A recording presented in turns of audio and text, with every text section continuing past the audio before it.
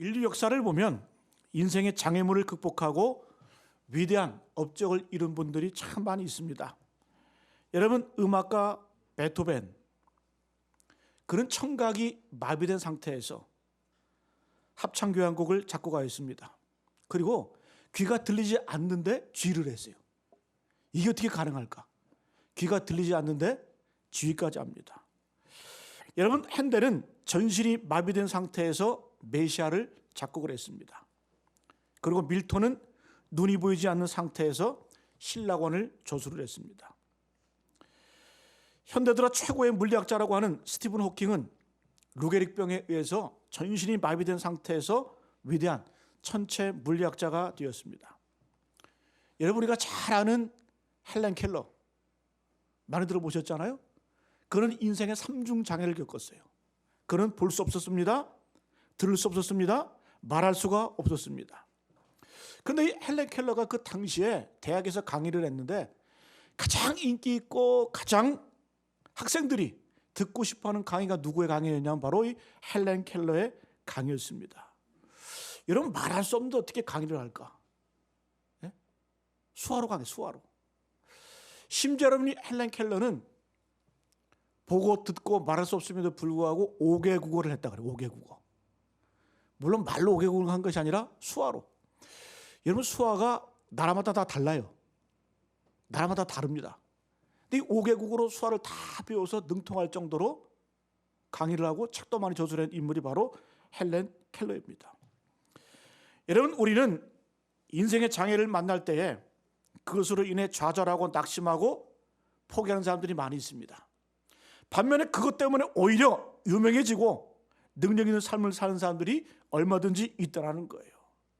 그래서 여러분, 분명한 것은 우리 인생의 걸림돌, 이러한 장애물들이 중요한 것이 아니라 그것을 대하는 우리의 태도가 굉장히 중요합니다. 오늘 여러분 본문은 인생의 큰 걸림돌, 장애물을 만난 한 사람을 소개해 주고 있어요. 그 사람이 누굽니까? 중풍병자입니다. 걸을 수 없어요. 그럼에도 불구하고 오늘 이 중풍병자가 그 장애를 뚫고 하나님께 나아가서, 주님께 나아가서 고침받고 치유되는 그런 역사를 우리는 보게 됩니다. 우리 18절부터 19절 말씀 같이 한번 읽어볼까요? 18절 19절 말씀 시작.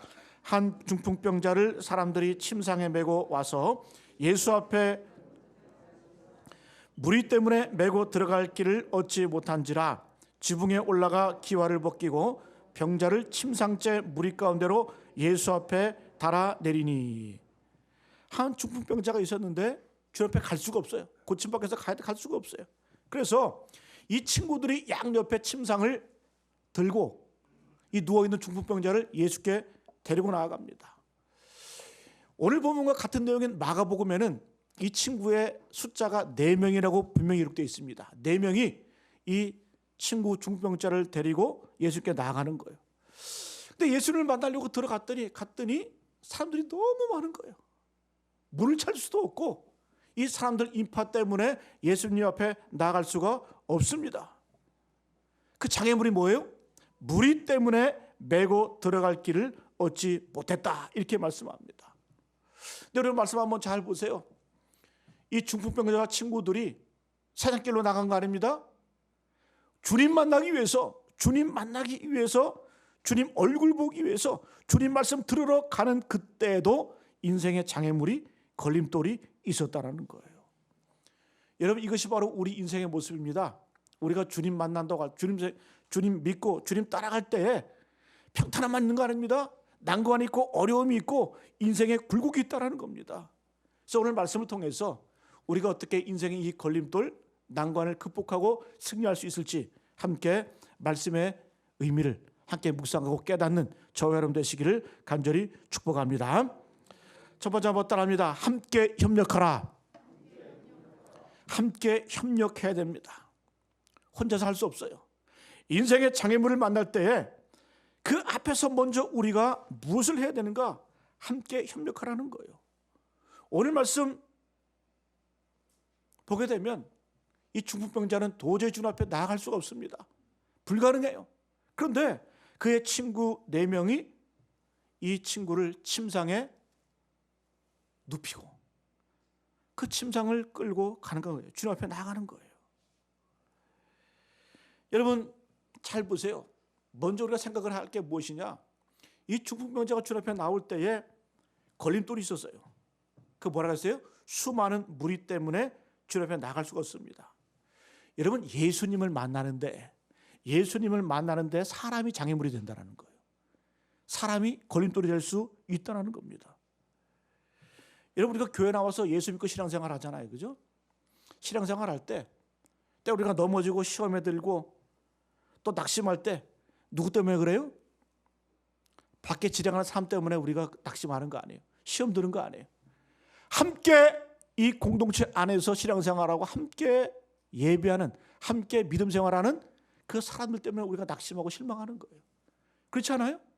여러분도 마찬가지입니다. 이 중풍병자가 주 앞에 나아가야 되는데 그 난관 걸림돌이 첫 번째 누구였어요? 수많은 무리 때문에, 특별히 예수님의 제자들 때문에 가지 못하는 거예요. 여러분 성경 여러 곳곳에서 이 사람들이 예수님 앞에 나올 때에 방해했던 인물들이 예수님의 제자들이었어요. 소경 바디메오가 다윗의 자손 예수여 나를 불쌍히 여겨주십시오. 막 예수님 지나가니까 외치는 거예요. 나를 불쌍히 여겨달라고, 고쳐달라고. 그때 제자들이 뭐라 그래요? 시끄럽다. 좀 고상하게 잠잠하라. 예수님 말씀하시니까 떠들지 말라는 거예요. 조용히 하라는 거예요. 꾸짖으면서 조용히 하라고 이렇게 제자들이 얘기하는 겁니다. 여러분 잘 아시잖아요. 어린아이들이 주님께 나올 때 제자들이 맞고 애들은 가 그러잖아요. 애들은 시끄러우니까 예수님 말씀하셔야 되니까 애들 너희들 떠들지 말고 니들 가 그랬잖아요. 그때 예수께서 열받으셔가지고 화나 내셨잖아요. 아이들이 내게 오는 것을 금하지 말라. 이런 아이들에게 천국이 임한다. 천국은 바로 이런 자들의 것이다. 오히려 그들을 품에 안으시고 어떻게 해요? 안수해 주시고 축복해 주셨잖아요. 근데 어린아이들을 막는 것이 누구였어요? 제자들. 여러분 심지어 세례 요한은 예수님이 걸림돌이었어요. 마태복음 11장을 보게 되면 세례 요한이 감옥에 갇힙니다. 그 위대했던 세례 요한 광야에서 거침없이 담대하게 자기를 포기해가면서 그렇게 외쳤던, 주님의 길을 외쳤던 그 세례 요한도 감옥에 갇히고 나니까 마음이 약해지는 거예요. 그 사람을 보내서 주님 앞에 뭐라고 그래요? 오실 그 이가 당신이십니까? 아니면 우리가 다른 일을 우리가 구해야 됩니까? 섭섭하다는 거죠. 여러분 심지어 예수님 때문에도 상처받고 넘어진 사람이 바로 세례 요한입니다. 여러분 우리들의 모습이 그렇지 않아요? 주님 만나기 위해 교회에 왔는데 교회 다니는 사람들 때문에 좌절하고 그런 사람들 바라볼 때마다 낙심되잖아요. 때문에 중요한 건 뭔 줄 아세요? 그런 것 때문에 포기하면 뭐다? 한번 따라합니다. 나만 손해다. 바보예요, 바보. 나만 손해인 거예요. 여러분 오늘 한 중풍병자와 친구들 수많은 무리가 맞고 있어요. 문도 없어요. 어떻게 해요? 아예 동서남북이 보이지 않으니까 위를 바라보는 거예요. 아 지붕이 있지. 지붕 위로 올라갑니다. 얼마나 힘들었겠어요. 그 침상에 그 친구인 중풍병자를 눕혀놓고 그걸 끌고 지붕 위로 올라가가지고 어떻게 해요? 지붕을 뚫고 그 밑으로 침상을 내리는 거예요. 여러분 힘만 있어도 쓰임받아요. 힘만 있어도 쓰임받아요. 여러분 이 4명의 친구들, 중풍병자 친구들은 이 걸림돌 앞에, 장애물 앞에 마음이 나뉘어지지 않았어요. 흔들리지 않았어요. 여러분 만약에 여기서 한 명만 야, 뭐 여기까지만 해도 할 만큼 했어. 그 환자도 그랬겠죠. 친구들아 고맙다. 여기까지만 해도 참 고마운 일이야. 그냥 우리 포기하자. 이렇게 할 수 있잖아요. 그죠? 그리고 차라리 우리 이 시간에 더 좋은 의사 찾아가고 더 용한 의사 찾아가서 우리 한번 친구 한번 맡겨보자. 이게 훨씬 합리적인 거 아닙니까? 그럼에도 불구하고 이 중풍병자 친구들의 마음은 나뉘지 않았다는 거예요. 그죠? 여러분들 인생 가운데 위기가 있고 어려움이 있고 또 특별히 가정에 5월은 가정의 달인데 가정에 위기가 있잖아요. 그죠? 그런데 가정이 여러분 어려움을 당하고 넘어지는 이유가 뭔 줄 아세요? 그 장애물 때문에 넘어지는 거 아니에요. 그것 때문에, 어려움 때문에 넘어지는 것이 아니라 가족이 하나 되지 못할 때 그것 때문에 쓰러지고 넘어진다라는 겁니다. 여러분, 그래서 우리는 늘 합력하고 함께 협력을 해야 됩니다. 이게 교회의 모습이에요. 여러분, 이 마력이라는 말 있죠. 마력. 마력이 뭐예요? 마력? 말의 힘. 말 한 마리가 끌 수 있는 그 힘을 마력이라고 말합니다. 자, 사람들이 시험을 해봤어요. 이 말 한 마리가 어느 정도의 무게를 끌 수 있을지. 그래서 수레에다가 무게를, 짐을 많이 실어놓고 말 한 마리를 이제 데리고 와서 끌게 만드는 거예요. 자, 실험을 해봤더니 말 한 마리가 이 끌 수 있는 무게가 2톤. 2톤을 끌 수 있다는 거예요. 자, 또 시험을 해봤대요. 그럼 말 2마리는 도대체 얼마를 끌 수 있을까? 자, 여러분 한번 논리적으로 한번 생각해 보세요. 말 한 마리가 2톤을 끌어요. 그 말 2마리는 몇 톤을 끌까요? 어려우세요? 논리적으로, 수학적으로 보면 4톤이에요, 4톤. 그런데 실험을 해봤더니 이 말 2마리가 끄는 이 무게가 얼마? 24톤. 약 6배 이상을 끌더라는 거예요. 이걸 시너지라고 말하는, 시너지라고 말하는 거예요. 여러분, 함께 할 때 1 플러스 1은 2. 이건 수학 공식이지. 실제적으로 함께 힘을 모을 때는 놀라운 힘이 발생한다, 능력이 나타난다는 거예요. 여러분, 자연의 원리, 세상의 원리만 이런 것 아닙니다. 신앙적으로 볼 때 우리가 함께 할 때, 우리가 힘을 모아 협력할 때 얼마나 큰 능력이 나타나는지요. 신명기 32장 30절 말씀, 여호와께서 그들을 내주지 아니하셨더라면 어찌 하나가 천을 쫓으며 둘이 만을 도망하게 하였으리요. 전쟁을 하는데 하나님이 우리와 함께 하시니까, 하나님이 우리와 협력하시니까 한 사람이 몇 명을 쫓아내요? 1000명을 쫓아낸다는 거예요. 수학적으로, 논리적으로 한 사람이 1000명이면 두 사람은 몇 명일까요? 2000. 그런데 여러분, 성경은 뭐라고 말해요? 하나가 1000을 쫓으며 둘이 만을 도망가게 하였느니라. 할렐루야. 갑자기 숫자가 달라지는 거예요. 둘이 만을. 여러분, 사람끼리 협력하는 것도 중요한데 하나님이 개입하시고 하나님이 우리를 도와주시고 하나님이 협력해 주시면 하나가 1000을, 그걸 뛰어넘어서 둘이 만을 이겨낼 수 있는 그런 능력을 우리에게 주신다라는 겁니다. 여러분, 그래서 우리가 이 땅을 살아가면서 협력하는 것, 성도끼리 합심하여 협력하는 것 얼마나 중요한지 모릅니다. 여러분, 하나님이 원하시는 게 무엇일까요? 인생의 장애물을 만났을 때, 위기를 만났을 때에 나누지 말라는 거예요. 마음을 나누지 말고 마음을 합하여 서로 협력할 때 하나님의 놀라운 역사를 경험하게 될 줄로 믿습니다. 여러분, 우리 교회 주제 성구가 뭡니까? 보라, 형제가 합력하여. 형제가 어떻게 해요? 연합하여 동거함이 어찌 그리 선하고 아름다운지. 하나님 보실 때 형제가 연합하여 동거하고 함께하는 것, 그것처럼 귀하고 아름답고 복된 일이 없다라는 거예요. 그 다음 나온 성경 구절은 우리 이렇게 협력하고 합력할 때 받는 복을 쭉 소개해주고 있어요. 여러분, 우리 보람의 연합교회가 연합교회, 연합이라는 이 교회 이름처럼 함께 협력하시고 함께 도우시고 서로에게 힘이 되시는 우리 모두 되시기를 간절히 축복합니다.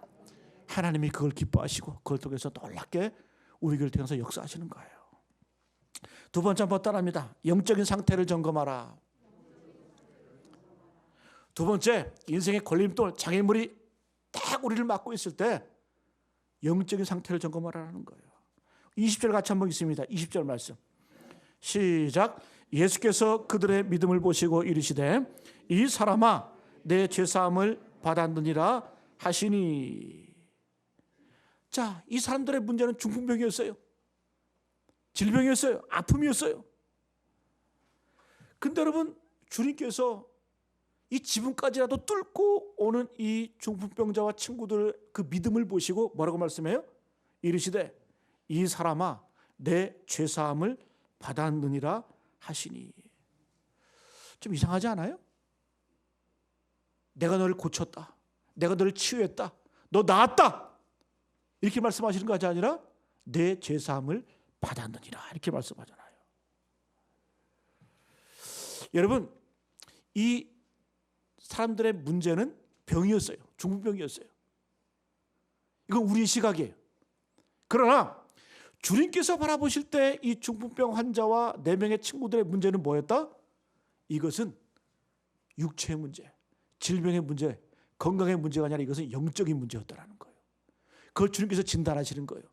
여러분, 예수님께서 이 환자를 향해서 두 번 말씀하시거든요. 첫 번째 뭐라고 말씀해요? 내 죄사함을 받았느니라, 이 말씀을 하시고 그 다음에 24절로 넘어가게 되면 일어나 내 침상을 들고 집으로 가라 이렇게 말씀해요. 자, 첫 번째 내 죄사함을 받았다는 얘기는 영적인 문제죠, 그죠? 두 번째 24절 보게 되면 일어나 내 침상을 들고 집으로 가라, 이것은 치유하셨다는 얘기죠, 그죠? 치유가 먼저입니까? 영적인 문제가 먼저예요? 영적인 문제가 먼저라는 거예요. 여러분, 이것은 바로 주님의 진단입니다.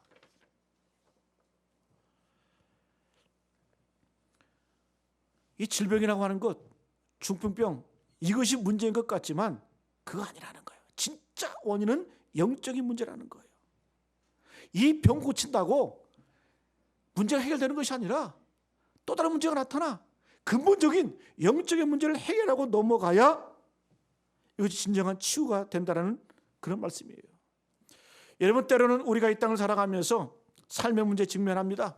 자식의 문제, 경제의 문제, 건강의 문제, 관계의 문제, 수많은 문제가 우리를 가로막고 있잖아요, 그죠?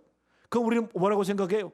아, 내게 질병의 문제가 있어, 내게 사업의 문제가 있어, 내게 자녀의 문제가 있어, 우리 이렇게만 생각하잖아요. 아니에요. 주님은 그 근원을 들여다보라는 거예요. 그 근원에 영적인 문제가 반드시 도사리고 있었다는 거예요. 병은 증상이에요. 표면적인 거예요. 그러나 그 진짜 원인은, 그 뿌리는 너의 영적인 문제를 점검해 보라는 거예요. 그런데 여러분, 여기서 오해하시면 안 돼요. 여기서 오해하면 이단이 나오는 거예요. 이단은 뭐라고 말해요? 병이 들면 귀신 들었다 그래요. 감기만 들어도 감기 귀신이라고 그래요. 무좀 귀신. 예? 그럼 감기는 왜 들어요? 손 안 씻고 잘 먹지 못하고 스트레스 받고 그럴 때는 감기 들잖아요. 바이러스잖아요. 독감. 그리고 코로나 팬데믹 겪어봤잖아요. 그죠? 물론 여러분, 그 안에는 영적인 그런 의미도 포함이 되어 있어요. 그러나 여러분, 말끝마다 질병이 나고 뭐 문제가 생기면 마귀의 역사야. 마귀가 무슨 마귀가 얼마나 억울할까? 내가 하지도 않았는데 막 사람들이 나한테 뒤집어 씌우니까. 마귀도 인격이 있어요, 여러분. 알아들어요? 이것도 문제라는 거예요. 이것도 모든 걸 다 그냥 영적으로 치환을 해버려가지고. 여러분, 어떤 분은 그래요. 오늘 본문에 들으면 중풍병자를 앞에 놓고 주님 말씀하잖아요. 내 죄사함을 받았느니라. 너의 질병의 문제는 죄의 문제다. 분명히 말씀해요, 그죠? 그런데 여러분 잘 보세요. 예수님께서 성경에 나오는 수많은 병자를 고치실 때에 내 죄사함을 받았다고 말한 거는 딱 이 본문 한 분뿐이에요. 여러분, 예수님 앞에 향유 옥합을 깨트리고 예수님의 발에 그 향유를 붓고 발을 씻긴 그 여인을 향해서 주님 말씀해요. 내 죄사함을 받았다. 이건 기적이 아니죠. 그 헌신을 칭찬하신 거죠. 여러분, 수많은 기적이 있지만 주님께서 내 죄의 문제다, 너의 죄사함을 받았다, 이렇게 말씀하신 것은 오늘 본문 딱 한 번뿐이에요. 이 중풍병자를 앞에 놓고 너의 병은 죄 때문이다, 그러므로 내 죄를 사한다, 여기에만 나오는 겁니다. 여러분, 다시 말하면 이 말씀은 뭡니까? 모든 질병의 원인이 영적인 문제는 아니에요. 그러나 영적인 문제일 수도 있다는 거예요. 여러분이 영적인 문제라고 할 때 죄의 문제만 있는 거 아닙니다. 요한복음 9장에 보게 되면 이 태어날 때부터 보지 못하는 그런 맹인을 바라보면서 제자들이 예수께 질문을 해요. 예수님, 이 사람이 맹인된 것이 자기의 죄 때문입니까? 부모의 죄 때문입니까? 그러니까 예수님이 이 당시에도 질병이 걸리고 병에 들면 이건 죄의 문제라고 생각을 한 거예요. 그런 관념, 그런 선입견이 있었던 거예요. 주님 분명히 말씀하죠.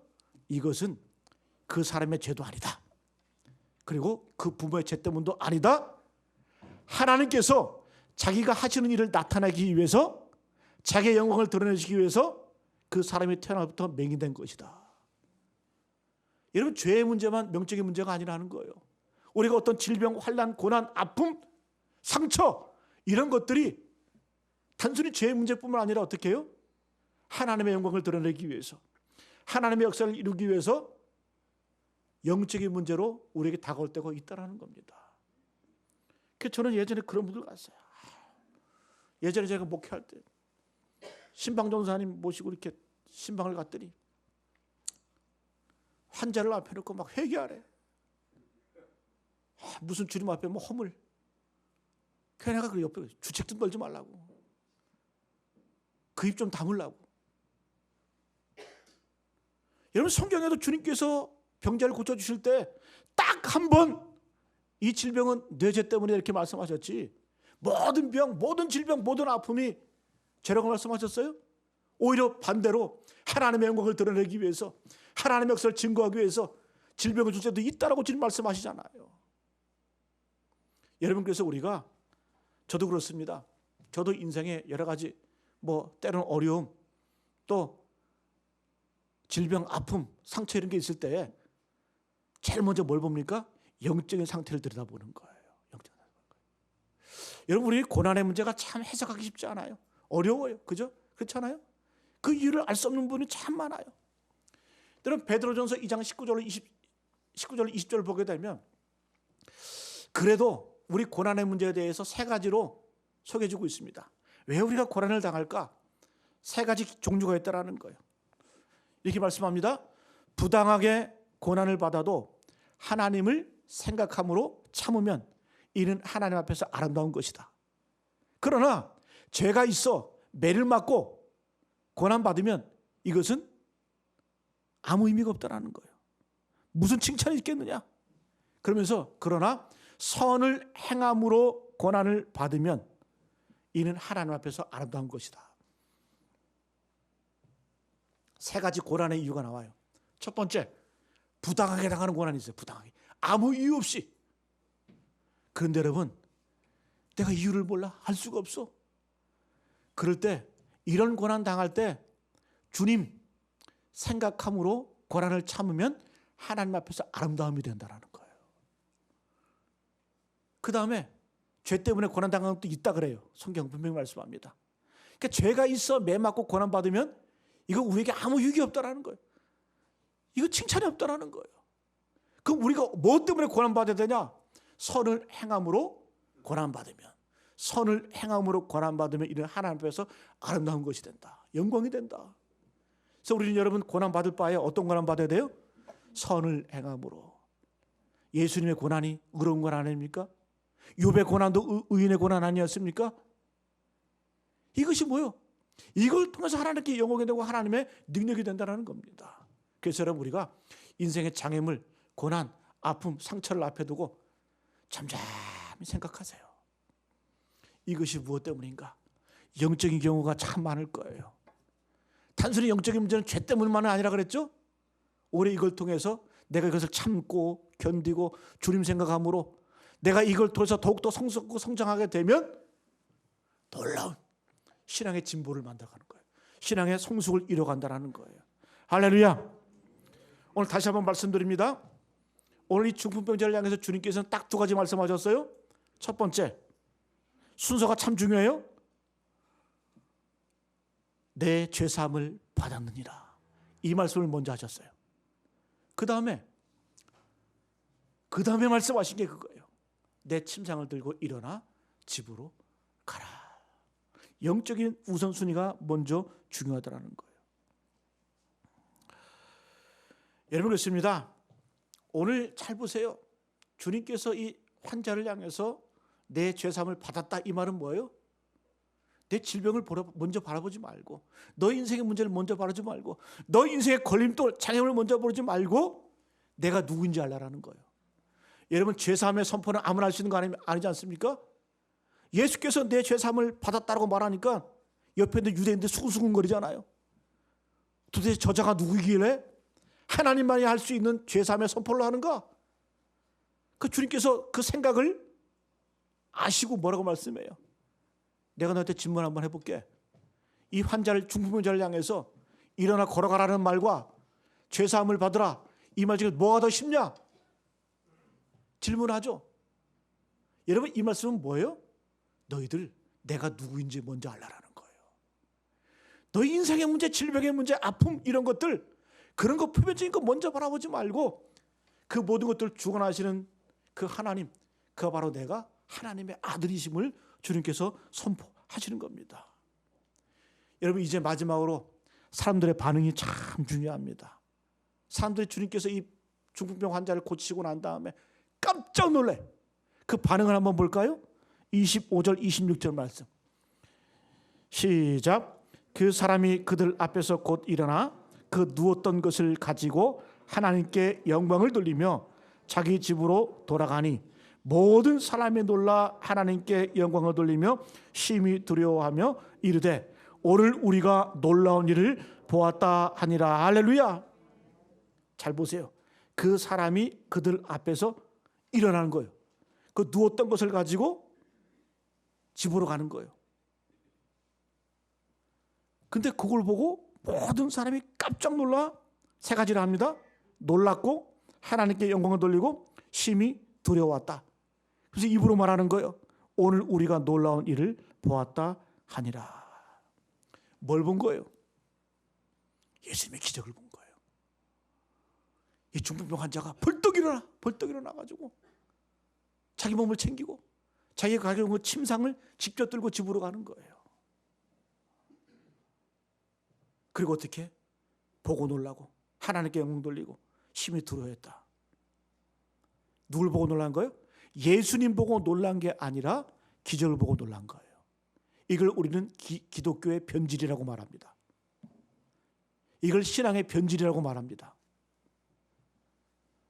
여러분, 교회가 무엇 때문에 놀라야 될까요? 아, 교회 나왔더니 하나님이 내 자식의 문제 해결해 주셨다. 아, 교회 나왔더니 내 인생의 문제 해결되었다. 내 질병이 나았다. 내 인생의 장애물이 걷어졌다. 이것 때문에 하나님의 영광을 찬양해? 이걸 뭐라고 말한다고요? 신앙의 변질이라고 말하는 거예요. 기독교의 변질이라고 말하는 거예요. 왜 한국 교회가 이렇게 지탄의 대상이 되고 하나님께 영광을 돌리지 못합니까? 기독교가 이 땅에 들어온 다음에 100년이 안 돼서 수많은 교회가 이 땅에 생겨났어요. 천만성도라고 외칩니다. 아, 놀랍다. 기적이다. 하나님의 역사다. 정작 여러분, 하나님을 봅니까? 그걸 통해서 기적만 보고 탄성을 하고 기적만 보고 놀라고 기적만 보고 우리가 두려워하지. 여러분, 우리의 신앙도 이렇게 된다라는 거예요. 신앙생활 하면서 여러분, 우리 인생에 걸림돌 많아요. 장애물 많아요. 문제들 많아요.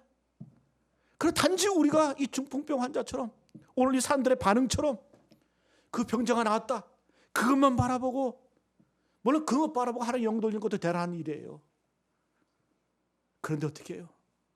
그것만 바라볼 때 우리의 신앙은 썩을 수 있다는 거예요. 망가질 수 있다는 거예요.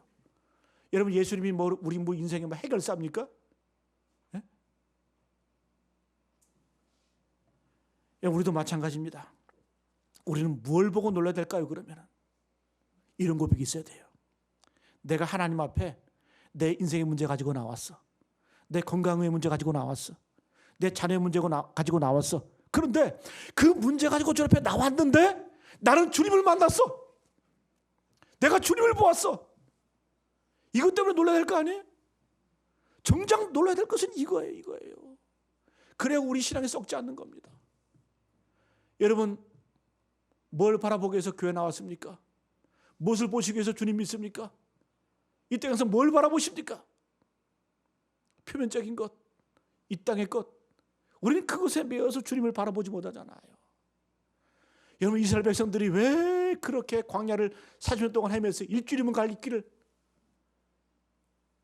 하나님이 가나안 땅을 주시겠다고 약속하셨잖아요. 근데 그 약속만 바라보는 거예요. 약속만 바라보는 거예요. 그 축복만 바라보는 거예요. 목적만 바라보는 거예요. 그래서 그걸 주신 주님을 잊어버리는 거예요. 그걸 주신 주님을 망각하는 거예요. 여러분, 오늘 이 시간 우리의 신앙을 점검해 보시기를 간절히 바랍니다. 나는 뭘 보고, 여러분 주님 말씀하잖아요. 너희가 무엇을 보려고 광야에 나갔더냐? 너희가 뭘 보려고 광야에 나갔더냐? 여러분, 수많은 사람들이 오병이의 기적을 통해서 먹을 것을 먹게 되었어요. 배부르게 되었어요. 병도 고침받았어요. 귀신도 나가게 되었어요. 근데 주님께서 십자가 말씀을 하시니까 하나둘씩 떠나버리잖아요. 주님 뭐라고 말씀해요? 애타는 마음으로 제자를 향해서 너희들도 가려느냐. 그래서 여러분, 신앙생활 제대로 하는 것 쉽지 않아요. 참 고난의 길이고 어려움의 길이고 좁은 길이고 그 십자가의 길, 자기 분의 길이고. 여러분, 그럼 우리는 어떤 길을 가야 돼요? 십자가의 길을 가야 될 줄로 믿습니다. 마지막 한 가지만 말씀드리고 말씀 마칠게요. 옛날에는 사냥하기 위해서 사냥꾼들이 사냥개들을 많이 풀어놓았어요. 그런데 이 특이하더라는 거예요. 토끼 한 마리를 딱 발견을 하고 사냥개들이 막 쏘사같이 막 달려가는 거예요. 막 달려가는데 이상하게 막 달려가다가 토끼를 못 잡아. 근데 지치고 쓰러지고 낙심하는 그런 사냥개들이 있더라는 거예요. 근데 유독 한 가지 사냥개만, 한 마리의 사냥개만 그 토끼를 향해서 달려가서 그 토끼를 덥석 물더라는 거예요. 자, 뭘 말해주는 거예요? 한 목표물이 있어요. 사냥감이 있어요. 제일 먼저 본 사냥개가 그 목표물을 향해서 달려가는 거예요. 그런데 나머지 개들은 뭐예요? 그냥 자기 동료가 달려가니까, 자기 옆에 있는 개가 달려가니까 뭣도 모르고 그냥 막 달려가는 거예요. 막 쫓아가는 거예요. 그런데 여러분, 지치지 않는 개, 낙심하지 않는 개, 포기하지 않는 개는 딱 한 마리. 첫 번째, 그 목표물, 진짜 목표를 바라보는 그 사냥개는 지치지 않는 거예요. 포기하지 않는 거예요. 끝까지 달려가는 거예요. 표대를 향해서. 그러나 여러분, 옆에 있는 개를 바라보면서 제가 달려가니까 나도 달려간다. 제가 뛰어가니까 나도 뛰어간다. 그런 개들은 중도에 다 포기하더라는 거예요. 우리의 신앙이 그래요. 우리의 신앙이 그래요. 여러분, 뭘 보고 신앙생활 하십니까? 오늘 여러분, 주님 뭐라고 말씀해요? 예수님께 나아가는 길을 막는 자들이 누구예요? 무리들, 제자들이었잖아요. 그러나 그것 때문에 포기하고 낙심하는 거, 그 어리석은 일이다. 그 옳지 않은 일이다. 그 바보라는 짓이다. 나만 손해다. 여러분, 함께 합력하여 어떻게 해요? 그걸 뚫고 나아가라는 거예요. 그리고 나아가는 것만 중요한 것이 아니라 신앙의 본질이 무엇인지, 내가 바라봐야 될 것이 무엇인지, 내가 과연 신앙생활을 왜 하는지, 무엇 때문에 주님 바라보며 나아가는지, 그걸 분명히 정확하게 우선순위를 결정하라는 거예요. 그걸 우리에게 말씀해 주고 있습니다. 여러분, 우리의 눈을 들어서 주님 바라보시길 바랍니다. 여러분, 이 땅에서 풍랑도 많고 그래서 눈을 돌 때가 얼마나 많은지 몰라요. 그럴 때마다 우리의 눈을 돌이켜서 주님 바라보시고 주를 향해서 나아가는 우리 모두의 실 간절히 축복합니다.